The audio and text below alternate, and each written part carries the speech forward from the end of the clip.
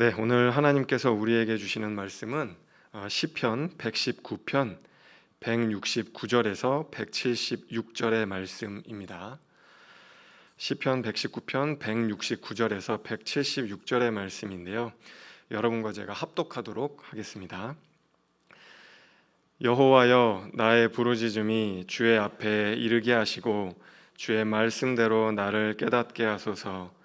나의 간구가 주의 앞에 이르게 하시고 주의 말씀대로 나를 건지소서.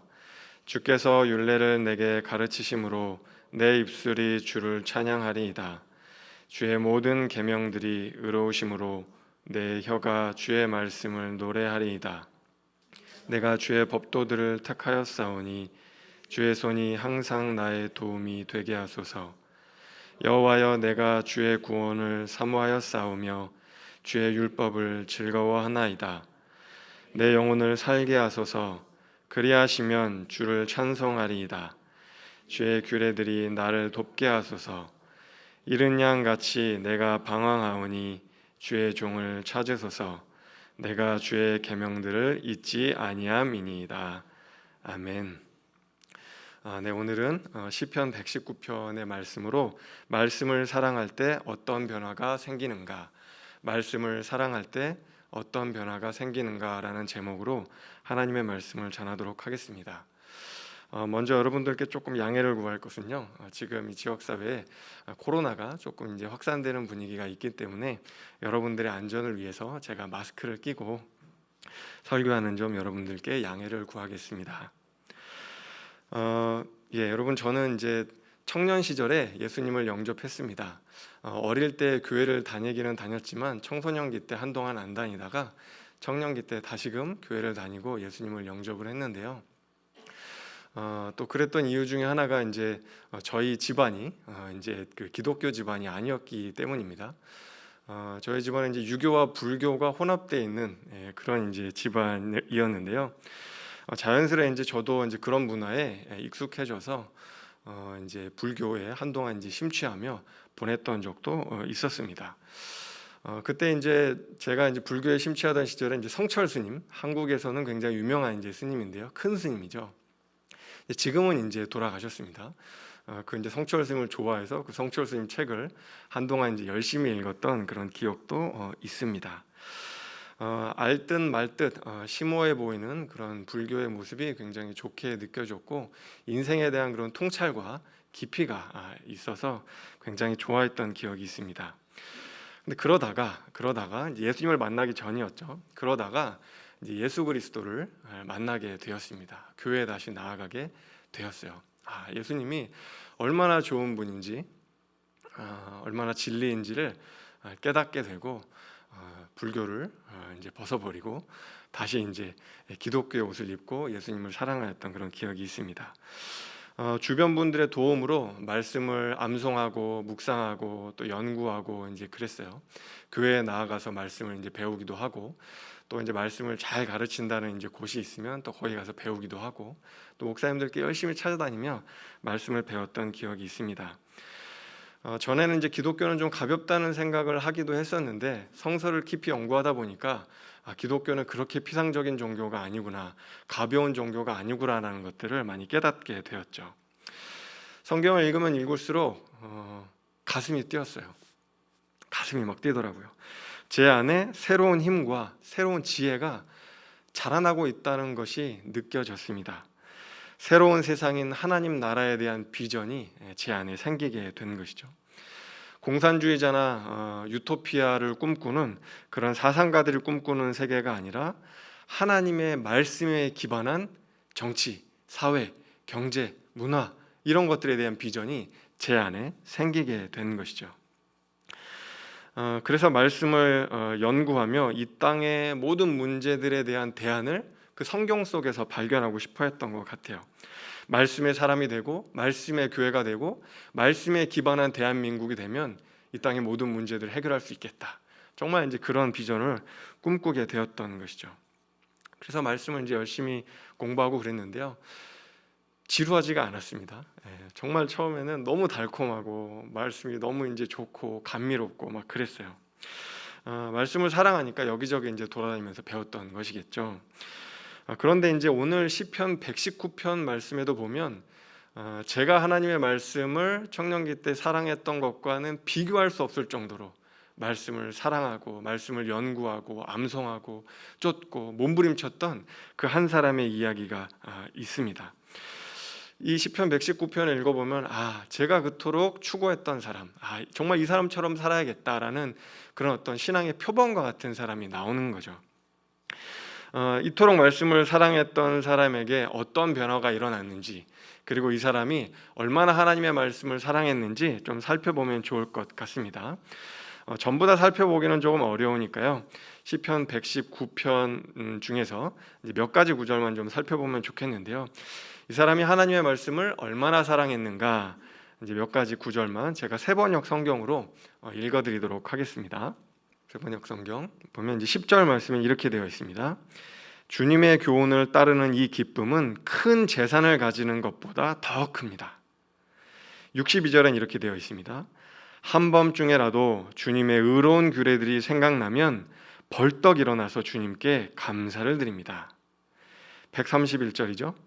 내가 주님의 계명을 사모함으로 입을 벌리고 헐떡입니다. 네, 여러분 표현들이 굉장히 신선하죠. 하나님의 말씀을 따르는 그 기쁨이 얼마나 큰가면 큰 재산, 수많은 재산을 소유하는 것보다 더 좋다고 얘기하고, 한밤중에도 하나님의 말씀이 생각나서 벌떡벌떡 일어난다는 거예요. 그리고 또 하나님의 말씀을 너무나 사모해서 이 말씀을 먹기 위해서 입을 벌리고 헐떡인다는 그런 표현까지 쓰고 있습니다. 이 시인은 하나님의 말씀을 정말 사랑하는구나. 여러분 정말 한밤중에 말씀이 생각나서 벌떡 일어난 경험이 있으신 분 있으십니까? 저는 그랬던 적까지는 없는 것 같은데, 그런데 이 시인은 하나님의 말씀이 너무나 생각나서 한밤중에도 벌떡 일어나서 말씀 생각을 했다고 하죠. 정말 우리가 따라야 될 신앙의 표본, 모범과 같은 사람 아닐까, 그런 이제 생각이 듭니다. 또 이제 이런 이야기도 하죠. 96절, 97절에 보면 이렇게 되어 있습니다. 아무리 완전한 것이라도 모두 한계가 있다는 것을 알았습니다. 그러나 주님의 계명은 완전합니다. 내가 주님의 법을 얼마나 사랑하는지 온종일 그것만을 깊이 생각합니다. 그러니까 이 세상에 아름답다고 이야기하고 완전하다고 이야기하는 것들이 많이 있는데, 그것들은 실상은 다 완전하지 않다는 거예요. 실상은 온전하게 아름답지 않다는 것이죠. 진짜 완전한 거 자기가 딱 한 가지 찾았는데 그게 뭐냐면 하나님의 말씀이라는 겁니다. 그 완전하신 하나님의 말씀을 제가 온종일 묵상하고 깊이 생각한다고 이야기를 하는 것이죠. 평생 추구해야 할 길이요 진리인 것은 딱 하나밖에 없는데 그것은 하나님의 말씀밖에 없다. 이런 이야기가 시편 119편 1절부터 175절까지 쫙 계속해서 나와 있어요. 정말 말씀으로 도배가 되어 있다고 이야기해 드릴 수 있을 정도로 하나님의 말씀은 얼마나 좋고 얼마나 사랑하고 얼마나 완전하고 감미롭고 달콤하고 그런 이야기도 쭉 있는 거죠. 그런데 이제 이렇게 말씀으로 충만한 사람은, 말씀을 이토록 사랑하는 사람은 어떤 삶을 살았을까? 오늘 이제 이게 그 주제이기도 한데요. 자, 어떤 삶을 살았을까? 저희가 궁금증을 가지고 살펴보면 좋을 것 같습니다. 일평생 말씀만 붙잡고 살아갔던 사람이 쓴 시편의 맨 끝부분, 맨 마지막 부분이에요. 그러니까 결론과 같은 부분이죠. 여러분이라면 이 시를 어떻게 마무리 짓고 싶으십니까? 하나님의 말씀이 이렇게 완전합니다. 하나님의 말씀이 이렇게 좋습니다. 이렇게 감미롭습니다. 이렇게 달콤합니다. 막 하나님의 말씀을 찬양하고 나서 여러분이라면 이 시편의 결론을 어떻게 내고 싶으세요? 저라면 이 시편의 결론을 해피엔딩으로 쓰고 싶었을 것 같아요. 하나님의 말씀을 이렇게 사랑했더니, 이토록 완전한 하나님의 말씀을 그토록 사랑하며 추구하며 암송하며 쫓았더니 정말 행복하게 잘 살았더라. 그 어떤 것도 내 허기진 영혼을 채울 수가 없었는데 내 허기진 영혼을 채울 수 있는 유일한 한 가지를 찾았는데 그게 하나님의 말씀이었단 말이죠. 그러니까 내가 너무나 행복했고 내가 너무나 즐거웠고 결혼, 가정, 사업, 직장, 삶의 모든 터전에서 제가 꽤나 성공했습니다. 꽤나 순탄한 길을 걸었습니다.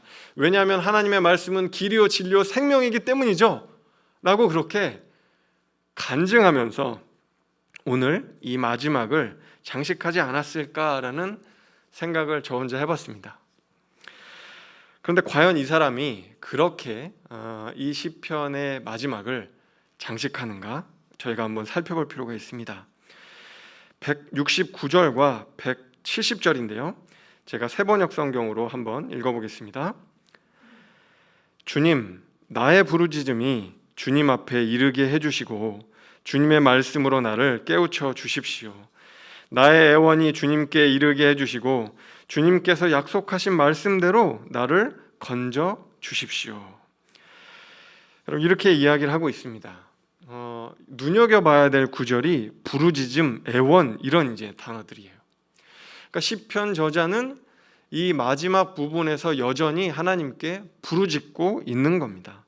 공동 번역 성경은 이거를 울부짖다라고 번역을 했어요. 여러분, 우리가 행복할 때 막 울부짖나요? 행복할 때 막 울부짖어 외치나요? 그렇지는 않죠. 고통 가운데 있을 때, 환난 가운데 있을 때 우리는 부르짖고 울부짖고 그렇게 하잖아요. 또 170절에는 하나님께 애원하고 있다, 그렇게 이제 이야기를 하고 있어요. 하나님, 절 좀 건져 주십시오. 절 좀 구원해 주십시오. 그렇게 울부짖고 부르짖고 간청하고 애원하고 그러고 있는 거죠. 그러니까 한평생 말씀만 붙들고 살았는데, 여러분, 지금 이 시편 저자가 뭐라고 이야기하는 거냐면 내 문제가 아직 해결이 안 됐다는 겁니다. 해피엔딩으로 내 삶의 이야기가 안 끝났다는 거예요. 나는 여전히 문제 한 복판 가운데 있다고 이야기하는 거예요. 여전히 문제를 안고 씨름하며 살아가는 그런 과정 가운데 있는 거죠. 그래서 의문이 조금 들기도 했습니다. 말씀의 갈증을 느끼고 송이꿀보다도 더욱 달콤한 하나님의 말씀을, 은총을 맛보고 말씀대로 살려고 씨름하고 붙들고 몸부림치고 그래도 결국 우리의 삶에 아무런 변화가 없다는 이야기인가? 묵상하는 삶을 살아도, 말씀을 붙잡고 살아도 그렇지 않은 사람들과 그러면 별 차이가 없는 거 아닌가? 그런 생각이 든 것이죠. 그렇게 궁금증이 들 때쯤 다시 우리가 171절 2절 말씀이 또 이제 나오는데요. 이 말씀을 읽어볼 필요가 있습니다. 제가 읽어보겠습니다. 주께서 율례를 내게 가르치심으로 내 입술이 주를 찬양하리이다. 주의 모든 계명들이 의로움으로 내 혀가 주의 말씀을 노래하리이다. 여러분, 아까 좀 전에는 인생의 고난이 닥치자 하나님 어디 계십니까? 부르짖고 외치고 간청하고 울부짖고 막 그랬잖아요. 그런데 바로 그 다음 구절에 뭐라고 이야기하냐면 이 시인이 하나님을 찬양하고 있어요. 노래하고 있습니다. 하나님 얼마나 귀한 분입니까? 하나님 얼마나 아름다우신 분입니까? 하고 또 찬양을 하고 있습니다. 하나님의 말씀이 임하니까 도저히 가만히 있을 수 없고 하나님을 찬송하고 노래하고 이제 그러는 거죠. 그러니까 여러분, 이 상황이 뭐냐면 울다가 웃다가 눈물 흘리다가 또 웃다가 찬양하다가 막 그런 거예요. 우리 그 옛말에도 그런 말이 있잖아요. 울다가 웃으면 뭐 어쩌다 저쩌다. 그런데 이제 지금 이제 그런 거죠. 시인이 그런 겁니다. 울다가 웃다가 한숨 짓다가 찬송하다가 왔다 갔다 하는 거죠. 좀 알쏭달쏭하죠. 도대체 이 시인이 지금 어떤 상태 가운데 있는 건지 갈피를 잡기가 좀 어렵습니다. 도대체 지금 어떤 상태에 있는 건가? 그래서 말씀대로 살아서 좋았다는 건가? 힘들었다는 건가? 어려웠다는 건가? 행복했다는 건가? 지금 이제 결론부를 지어야 되는데 결론이 좀 명확하지가 않습니다. 어쩌다는 것인지. 그런데요, 이 시편 119편의 하이라이트는 이제 다른 데 있습니다. 이 119편의 맨 마지막 구절이라고 할 수 있는 176절에 있는데요. 이 말씀을 다 같이 한번 읽어보면 좋겠습니다. 176절. 이른 양 같이 내가 방황하오니 주의 종을 찾으소서. 내가 주의 계명들을 잊지 아니함이니이다. 아멘. 여러분, 이 시인이 뭐라고 이야기하냐면 자신이 잃은 양 같이 방황한다고 얘기를 하고 있습니다. 여러분, 이거를 잘 유념해서 보셔야 됩니다. 잃은 양 같이 방황하고 있대요. 이 저자가 어떤 사람이죠? 한평생 말씀만을 붙들고 살아온 사람입니다. 한밤중에도 말씀이 생각나가지고 벌떡벌떡 일어났던 사람이에요. 말씀이 너무 좋아서 그 말씀을 하나라도 더 섭취하고 하나라도 더 먹기 위해서 입을 벌리고 헐떡였다는 사람이 바로 이 사람이에요. 한평생 말씀만을 붙들고 살았던 그 사람. 그런데 여러분, 그 사람이 지금 뭐라고 이야기하냐면 자기가 잃은 양 같다는 겁니다. 지금 방황하고 있다는 거예요. 여러분, 어떻게 이렇게 얘기할 수가 있습니까? 한평생 말씀을 붙잡고 살았는데 잃은 양 같다뇨. 지금 방황하고 있다뇨. 여러분, 저의 기대와는 너무나 달랐어요. 이게 이렇게 되면 안 되는데, 말씀으로 충만한 사람은 이런 삶을 살면 안 되는데, 그렇잖아요, 여러분. 뭔가 좀 형통하고 해피엔딩이고 좀 잘 되고 뭔가 이제 그런 이야기가 나와야 우리도 말씀대로 살아갈 소망을 갖게 되잖아요. 그런데 그렇지 않다는 겁니다. 우리는 화려한 승리를 기대하고 뭔가 영웅과 같은 존재가 나타나서 말씀으로 내 삶을 꽉 채웠더니 내 삶이 이렇게 바뀌었습니다. 이렇게 놀라운 승리가 있었습니다라고 이야기를 해주기를 바랬는데, 이 119편의 결론은요, 영웅이 아니고 고작 잃은 양이에요. 여러분, 저는 정말 그랬어요. 고작 잃은 양, 애게 잃은 양, 그런 생각이 들더라고요. 여러분, 생각해 보면요, 잃은 양만큼 비참한 존재가 또 없습니다. 여러분, 가령 애완견을 잃었다고 생각을 해보세요. 이제 저희 처가에서는 이제 강아지를 키우거든요. 강아지를 키우는데 그런 이야기를 하더라고요. 아주 그렇게 멀지 않은 곳에서 강아지를 잃어버리면 집으로 곧잘 찾아온대요. 이제 후각이 발달해서인지 이제 곧잘 어떻게 길을 알고 잘 이제 찾아온다는 거죠. 강아지는 그렇게 집을 찾아온다고 해요. 그런데 여러분, 양은 잃어버리면 집으로 잘 찾아올까요? 잘 찾아오지 못한다는 거예요. 후각이 그렇게 발달하지도 못했고 양이 그렇게 똑똑하지도 않다는 거죠. 그러면 양이 할 수 있는 게 뭐가 있을까요? 집을 잃었어요. 길을 잃었습니다. 홀로 덩그러니 남겨져 있어요. 여러분, 양이 할 수 있는 게 뭐가 있을까요? 외치는 것밖에 없습니다. 살려달라고. 내가 여기 있으니까 날 좀 살려달라고, 날 좀 구원해달라고 부르짖고 울부짖고 애원하는 수밖에는 없습니다. 그게 양이 할 수 있는 유일한 행위예요. 목자를 향해서 목이 터져라 외치는 것, 나를 찾아달라고 외치는 것, 그거 외에는 할 수 있는 것이 없습니다. 당연히 그렇게 해야지, 그렇게 생각할 수도 있으실 텐데요. 여러분, 광야에 목자만 있는 게 아니죠. 늑대가 있을 수도 있습니다. 들짐승이 있을 수도 있습니다. 뭐가 있는지 모르잖아요. 늑대가 와서 양을 해코지할 수도 있습니다. 천적이 와서 양을 잡아먹을 수도 있습니다. 그러니까 양이 이렇게 부르짖고 외치는 거는 여러분, 자기 목숨 내놓고 외치는 겁니다. 자기 목숨을 내놓고 외치는 거예요. 그런데도 양은 죽어라고 외칩니다. 여러분, 왜일까요? 한 가지 이유밖에 없죠. 목자 외에는 다른 누가 자기를 구원해 줄 존재가 없기 때문입니다. 목자가 아니고는 나를 찾아줄, 나를 구원해 줄 다른 존재가 없기 때문에 양은 절박한 마음으로 외칠 수밖에 없는 겁니다. 자기의 목숨을 내놓고서라도 목자를 찾고 부르짖고 할 수밖에 없는 것이죠. 목자가 없이는 자신이 살 수가 없으니까요.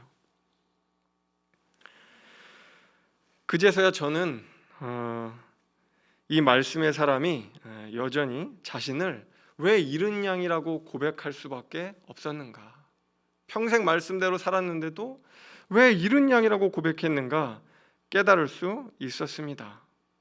왜냐하면 이 사람은 목자 없이는 도무지 내가 살아갈 수 없는 존재라는 걸 깨달았기 때문이에요. 그래서 방황하는 자신을 잃은 양이라고 불렀던 겁니다. 여러분, 목자 없이는 살아갈 수 없는 존재가 잃은 양이라면요, 제가 그런 생각이 들더라고요. 나도 잃은 양이구나. 나도 주님 없이는 살아갈 수 없는데, 저도 주님 없이는 도무지 살아갈 수가 없는데 저도 잃은 양이구나. 그리고 우리 모두 다, 여기에 계신 그리고 예배드리고 있는 모든 성도님들이 다 잃은 양과 같구나. 그런 생각이 들었습니다. 여러분, 처음에 이 시편을 읽었을 때는 좀 허탈했습니다. 왜냐하면 용두삼이라는 말이 있잖아요. 앞에 그렇게 막 득도한 듯이 말씀을 찬양하고 말씀을 따르는 삶은 아름답고 행복하고 복되고 막 그렇게 이제 이야기를 하다가 고작 결국 잃은 양이라니, 그렇게 막 노래하고 찬양하고 하다가 고작 결국 잃은 양이라니, 그러면서 그런 생각이 드는 거죠. 그럼 도대체 하나님의 말씀을 그토록 사랑했음에도 불구하고 바뀐 게 뭔가? 도대체 그러면 이 사람의 삶에 변화된 게 뭔가? 그런 생각이 들다가요, 제 안에 문득 베드로 생각이 났습니다. 베드로. 여러분, 베드로가 그랬죠. 예수님을 따라서 이제 3년이 넘는 시간 동안, 3년 반 동안 예수님을 따라서 예수님께 배우고 예수님의 말씀을 3년이 넘는 시간 동안 들었습니다. 여러분, 이거 남들한테 예수님이 어땠는지를 들은 게 아니죠. 저자직강으로 들은 겁니다. 저자직강으로 바로 앉혀놓고 그리고 예수님한테 저자직강으로 들었어요. 온 시청각을 다 동원해서, 오감을 다 동원해서 예수님께 배운 겁니다. 말씀이 육신이 되신 예수 그리스도께 직접 배웠어요. 베드로는 그렇게 3년 넘게 경험했는데, 베드로가 여러분 어떻게 했죠? 예수님을 결정적인 순간에 배반했습니다.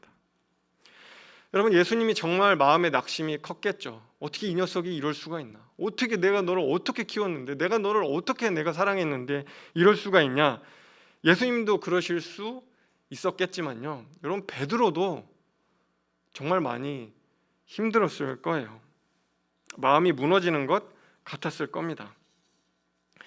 내가 이거밖에 안 되는 존재인가? 내 예수님 죽기까지 따르겠다고 했는데, 예수님 죽기까지 따르겠다고 하고 여기까지 왔는데, 그리고 주는 그리스도시요 살아계신 하나님의 아들이십니다라고 예수님을 향한 신앙 고백을 명확히 해서 예수님이 나에게 베드로라, 반석이라, 페트라, 반석이라고 이름까지 지어주셨는데, 이게 도대체 뭔가? 내가 이렇게 정말 별 볼 일 없는 존재였나? 그런 생각이 들었겠죠. 그러니까 너무나 자괴감에 베드로가 이러지도 저러지도 못하고 어떻게 하냐면 다시 고향으로 돌아가서 물고기를 잡습니다. 디베랴 바닷가로 가서 그물을 던지고 물고기를 잡는 거죠. 그런데 이 디베랴 바닷가에 이제 예수님이 부활해서 베드로에게 이제 나타나시죠. 여러분 이제 다 아시는 이야기죠. 그 다음에 예수님이 베드로에게 뭐라고 하시죠? 요한의 아들 시몬아, 네가 이 사람들보다 나를 더 사랑하느냐? 나를 사랑하느냐? 그렇게 무려 3번이나 물어보십니다. 여러분, 베드로가 당연히 근심이 되겠죠. 그러니까 이제 베드로가 이렇게 얘기하잖아요. 주님을 사랑하는 줄 주님이 아십니다. 예전 같으면 예 주님 저 사랑합니다. 예 주님 죽기까지 따라가겠습니다. 명령만 하십시오. 주님 제가 다 따르겠습니다. 하고 자기가 뭔가 하겠다고 얘기했을 텐데, 이제 그 자아가 완전히 산산조각나 버렸잖아요. 그러니까 자기가 사랑한다 어쩐다 그렇게 얘기는 못하는 거예요. 근데 주님을 사랑하기는 하고, 그러니까 이러지도 저러지도 못하는 베드로가 자기가 주님을 사랑한다는 이야기는 차마 못하고 뭐라고 하냐면, 주님이 아시잖아요. 제가 주님 사랑하는 거 주님이 아시잖아요. 그렇게밖에 베드로가 얘기를 못하는 거예요. 적극적으로 따르지도 못하고, 그렇다고 완전히 주님을 벗어나 도망가지도 못하겠고, 이러지도 저러지도 못하는 그런 존재가 된 것이죠. 여러분, 이제 여기서 우리가 질문할 수 있습니다. 그러면 도대체 베드로가 바뀐 게 뭔가? 3년 반이라는 시간 동안 예수님과 동거동락하면서 베드로가 뭐가 바뀌었나? 별반 차이가 없어 보일 수도 있잖아요.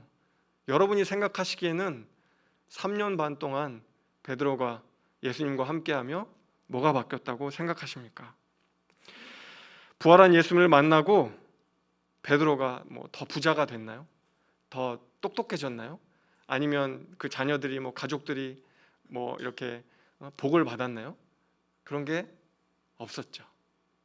다만 베드로의 삶에 한 가지 변화가 있었습니다. 여러분, 그건 뭐냐면요, 이제 내가 예수님 없이는 단 한순간도 살 수가 없습니다. 전에는 제 마음대로 살 수 있었지만 그러나 이제는 예수님 없이는 저는 도무지 살 수 없는 그런 존재가 되었습니다. 비록 부끄러운 신앙 고백이지만, 먼 발치서 하는 신앙 고백이지만, 그럼에도 불구하고 예수님이 없이는 저는 도무지 살 수가 없다고, 그런 고백을 하는 존재가 되었다는 거예요. 이게 베드로에게 나타난 유일한 변화입니다. 엄청난 변화는 아니지만, 세상이 바라보는 그런 엄청난 변화는 아니겠지만 베드로 안에 아주 중요한 변화가 일어났던 것이죠. 예수님 아니면 저는 안 됩니다. 주님 없이는 저는 어떻게 할 수가 없습니다. 그런 존재가 된 거예요. 그래서 어떤 분은 그렇게 이야기를 하더라고요. 우리의 인생 가운데 갈보리 언덕이 있고 디베라의 아침이 있는 성도는 결코 무너질 수 없다. 우리 인생에 갈보리 언덕이 있고 디베라의 아침이 있는 성도는 결코 무너질 수가 없다는 겁니다. 주님은 그렇게 디베라 바닷가에서 이른 양처럼 방황하고 낙심해 있던 베드로를 찾아오셨습니다. 베드로가 가지를 못하니까, 베드로가 갈 수가 없으니까 주님이 양처럼 방황하는 베드로를 찾아오신 겁니다. 그리고 베드로는 자신을 찾아오신 주님을 만난 그 디베라 바닷가에서 새로운 인생을 시작하게 됩니다. 여러분, 한평생 우리가 말씀을 사랑할 때 우리의 삶에 어떤 변화가 생길까요? 세상이 주목하는 큰 변화가 안 생길 수도 있습니다. 세상이 보기에는 별다른 변화가 안 생겼을 수도 있습니다. 하지만 여러분, 한 가지는 확실하게 바뀝니다.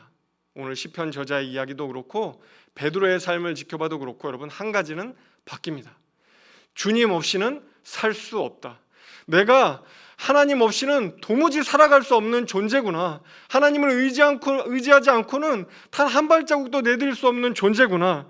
이거 하나를 확실하게 깨닫고 점점 더 주님을 의지하는 삶을 살게 되는 것이죠. 우리가 잃은 양 같을 때야 비로소 우리는 그렇게 주님을 의지하게 됩니다. 여러분, 이 176절, 잃은 양 같다고 고백하였던 이 176절이 이 말씀 시편이라고 하는 119편의 맨 마지막 구절인데요. 이 176절에 도달하기까지 시인은 뭐라고 이야기하냐면 자기가 하나님을 찾았다고 얘기를 해요. 내가 열심히 진리를 추구했고, 내가 열심히 말씀을 사랑했고, 내가 열심히 말씀을 묵상했고, 순종하기 위해서 열심히 노력했다고, 내가 말씀대로 살아가기 위해서 몸부림치고 발버둥 쳤다고 이야기를 합니다. 말씀을 붙든 주체가 나라는 거예요. 내가 열심히 붙들었다는 거예요. 그런데 이제 시인이 뭐라고 고백하고 있는 거냐면 내가 아니라 하나님이 오시라는 거예요. 내가 주님을 찾는 게 아니라 하나님이 이제는 날 찾아오시라는 겁니다.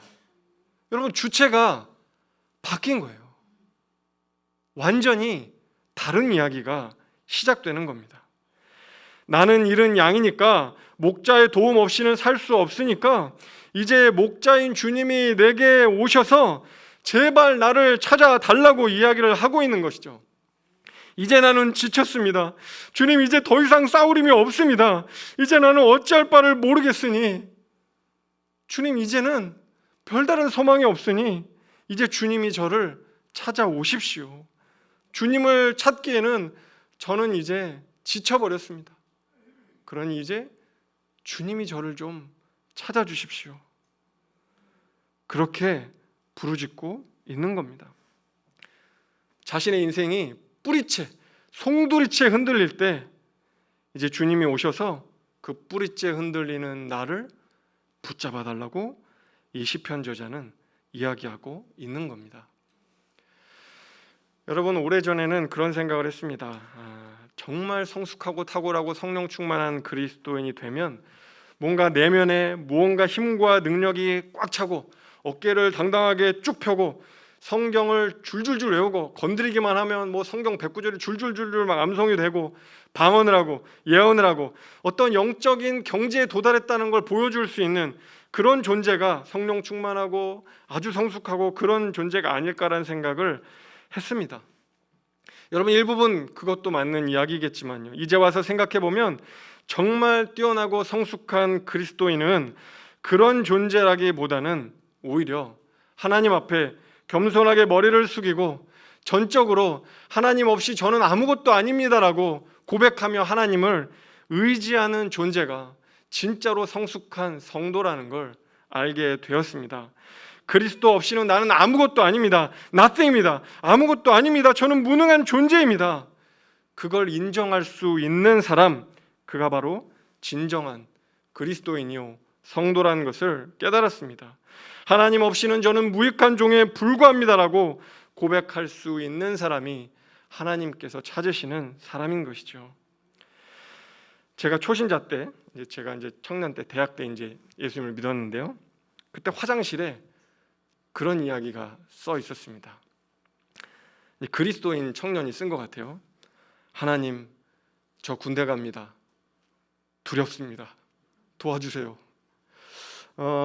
여러분, 저는 그때 제대한 이후였기 때문에 그런 생각은 들진 않았는데, 이 친구가 얼마나 힘들었으면 이런 얘기를 할까. 하나님, 저 군대 갑니다. 두렵습니다. 도와주세요. 저 때만 해도 막 구타가 있고 그랬어요. 군대에서. 그랬는데요, 믿지 않는 불신자 청년인 것 같아요. 그 옆에다가 화살표를 이렇게 찍찍찍 걸어가지고 그 이야기에다 이렇게 댓글을 달았어요. 하나님의 도움 없이는 아무것도 할 수 없다니 쯧쯧 먼저 성인이 되라. 여러분, 어떻게 생각하십니까? 너는 하나님의 도움 없이는 아무것도 못하니?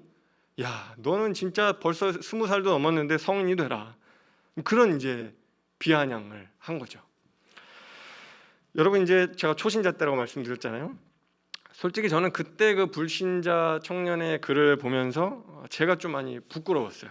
왜냐하면 제가 순간 나도 하나님 없이는 아무것도 못할 것 같다는 생각이 드는데, 제가 순간 마마보이 같다는 생각이 드는 거예요. 파파보이가 되겠죠. 하나님 아버지 없이는 아무것도 못하는구나. 저도 두려운 게 참 많고 연약함 때문에 하나님의 도움 없이는 인생을 잘 헤쳐나가지 못할 것 같은데, 근데 그때는 그 불신자 청년의 이야기가 막 괜히 찔리는 거예요. 하나님 없이는, 도움 없이는 너 아무것도 못하는구나. 먼저 성인이 되라. 이런 이야기가 마음속에 괜히 부끄럽고 찔리는 거죠. 여러분은 어떤 생각이 드십니까? 당연히 지금은 하나님의 도움 없이 아무것도 할 수 없는 사람, 여러분, 이 말이 저는 전혀 부끄럽지가 않습니다. 하나도 부끄럽지가 않습니다. 정말로. 왜냐하면 이제 저는 하나님의 도움 없이는 살아갈 수 없다는 걸, 하나님의 은혜 없이는 살아갈 수 없다는 걸 제 삶으로 너무나 많이 경험했기 때문입니다. 그리고 복음을 부끄러워하지 않을 뿐만 아니라 이 복음의 능력을 사랑합니다. 복음을 부끄러워하지 않을 뿐만이 아니라 이 복음에 하나님의 어마어마한 능력이 있다는 것을 저는 믿습니다. 그래서 로마서 1장 16절 말씀에서는 이렇게 이야기를 합니다. 내가 복음을 부끄러워하지 아니하노니 이 복음은 모든 믿는 자에게 구원을 주시는 하나님의 능력이 됨이라. 이 복음은 모든 믿는 이에게 구원을 주시는 하나님의 능력이 된다고 여러분 이야기를 하고 있습니다. 사랑하는 덕소교회 성도 여러분, 우리가 평생 하나님의 말씀을 사랑할 때 우리의 삶에 별다른 큰 변화가 없을 수도 있습니다. 외적으로 나타나는 변화는 정말 크게 없을 수도 있습니다. 하지만 여러분, 그렇다고 낙심하지 않으셨으면 좋겠습니다.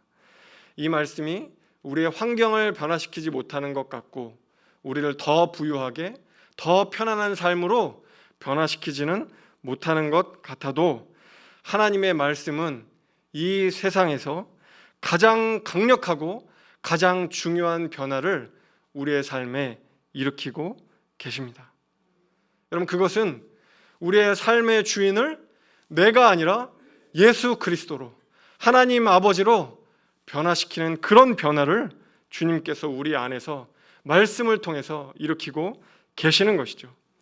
우리가 주님의 말씀을 그토록 사랑하는데도 불구하고 우리 인생이 잃은 양 같고 여전히 방황하고 그리고 또 주님 제발 나를 좀 찾아주십시오 라고 도대체 하나님 어디에 계신 것입니까? 라고 간절히 부르짖고 외치고 고백하고 있을 때 여러분, 우리는 잘 가고 있는 겁니다.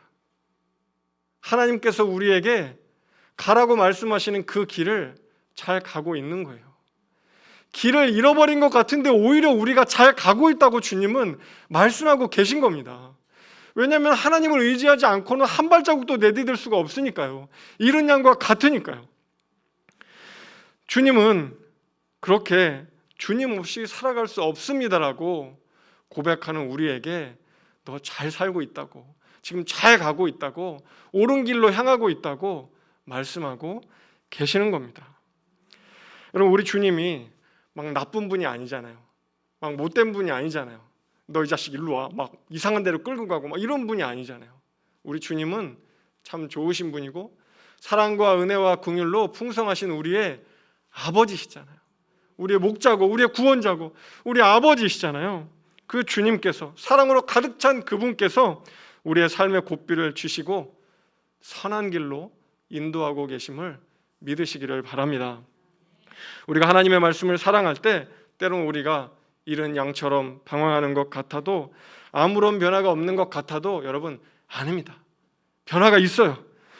우리가 주님 없이 살 수 없다고, 목자 없이 살 수 없다고 고백하는 그런 양과 같은 존재로, 하나님의 백성으로 변화하고 있다는 걸 여러분 꼭 기억하시기 바랍니다. 이제 우리가 주님을 찾아가는 것이 아니라 주님이 우리를 찾아오실 겁니다. 그러니 사랑하는 성도 여러분, 우리들의 있는 모습 그대로 주님 앞에 나아가실 수 있기를 바랍니다. 이 시간 찬양하며 주님께 나아가면 좋겠는데요. 내 모습 이대로 사랑하시네 찬양하며 나아가겠습니다.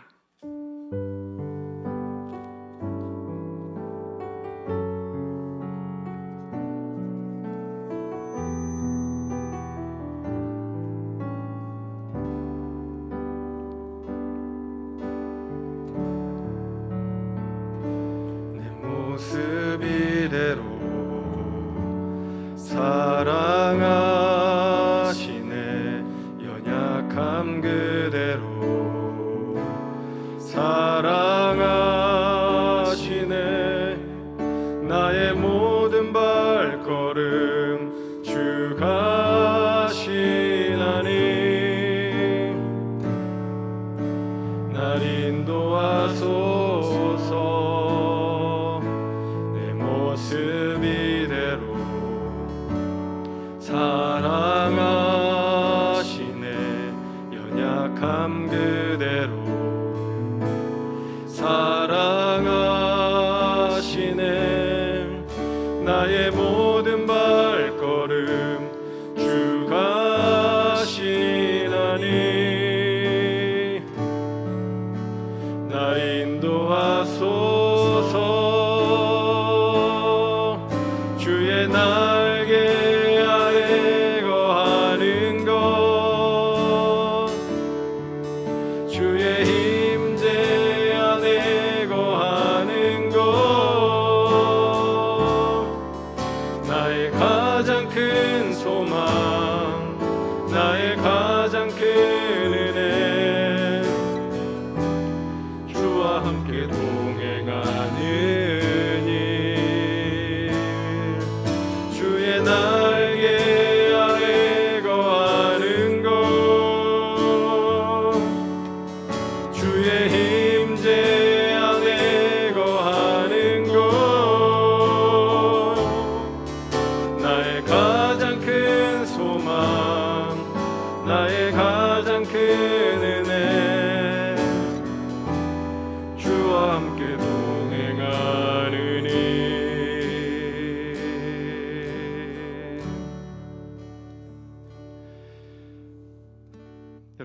주신 말씀을 생각하며 기도하겠습니다. 이 시간에는 여러분 잠잠히 눈을 감으시고 우리들의 삶에서 한 발짝 걸어 나와서 가만히 여러분의 모습을 바라보시기를 바랍니다. 마치 이른 양처럼 어찌할 줄을 몰라 허둥대고 버둥대고 있을 때 바로 그 모습을 우리 주님께, 어려움, 아픔, 문제들, 그 모습을 우리 주님께 있는 모습 그대로 가져가면 좋겠습니다. 주님은 우리를 어떤 눈빛으로 바라보고 계실까요? 주님은 우리를 어떤 마음으로 품고 계실까요? 주님은 그런 우리를 뭐라고 말씀하고 계실까요? 우리의 감정과 느낌을 귀에 들릴 만한 나지막한 목소리로 주님께 아뢰면 좋겠습니다. 주님을 그토록 사랑했고 또 지금도 사랑하지만 지금 저의 삶은 뒤엉켜 버렸습니다. 이른 양과도 같습니다. 하지만 주님, 내 모습 이대로 주님 앞에 나아가오니 주님 저를 받아주옵소서. 비참한 모습의 이른 양이 울부짖으며 목자를 찾듯이 우리도 주님께 부르짖사오니 우리를 외면치 말아 주십시오. 우리의 열심을 뛰어넘는 더 뜨거운 열심과 사랑으로 주의 종을 찾아와 주옵소서라고 이 시간 주님께 기도하며 나아가도록 하겠습니다. 하나님, 그렇습니다. 이른 양과도 같습니다. 하나님, 이제껏 몸청껏 부르짖고 외쳤습니다. 하나님 어디 계십니까? 하나님 어디 계십니까? 제가 주님을 사랑합니다. 주님을 사랑하는 줄 주님께서 아십니다라고 고백하며 이제껏 하나님 다름질쳐 왔습니다. 하지만 하나님 때때로 말씀을 사랑하는 인생이었지만 그럼에도 불구하고 이런 양처럼 느껴질 때가 있습니다. 방황하는 것처럼 느껴질 때가 있습니다. 광야 한복판에 던져져 있는 것처럼 느껴질 때가 있습니다. 주님 어디에 계십니까? 이런 양을 찾아와 주십시오. 하나님 없이는, 우리 주 예수 그리스도 없이는, 성령 하나님의 인도하심 없이는 단 한 발자국도 내디딜 수가 없습니다. 아버지, 찾아와 주십시오. 이제 내가 주님을 찾는 것이 아니라 주님이 나를 찾아와 주십시오. 이제 내 삶의 주인이 내가 아니라 하나님이심을 다시 한번 깨닫고 그 주님께 내 삶의 고삐를 내어드려 하나님이 이끄시는 대로 나아갈 수 있도록 아버지 하나님 간섭하여 주시기를 원합니다. 아버지 붙잡아 주시옵소서. 아버지 함께하여 주시옵소서. 아버지 도와주시옵소서. 아버지 은혜를 넣어 주시옵소서.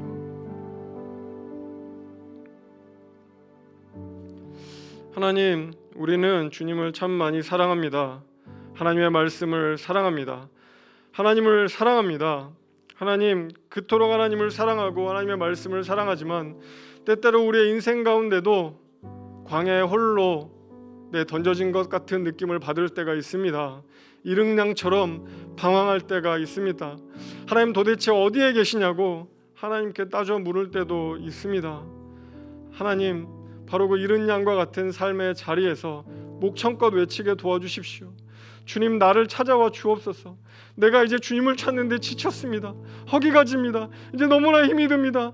그러니 이제 주님이 나를 좀 찾아와 주옵소서. 내 삶의 고삐를 쥐고 집으로, 그 천상으로 향할 수 있도록 아버지 하나님, 이제 주님이 좀 도와주십시오라고 고백할 수 있는 주님의 백성들 되게 아버지 하나님 함께하여 주시옵소서. 그때 주님이 우리 안에 새 힘을 공급하여 주시고 성령 하나님께서 우리의 인생의 고삐를, 우리 삶의 멍에를 함께 짊어지고 함께하고 계심을 바라보며 다시금 삶의 자리를 박차고 일어설 수 있는 주님의 백성들이 될 수 있도록 아버지 하나님 함께하여 주시옵소서. 감사드리며 이 모든 것 예수 그리스도의 이름으로 간절히 기도하옵나이다. 아멘.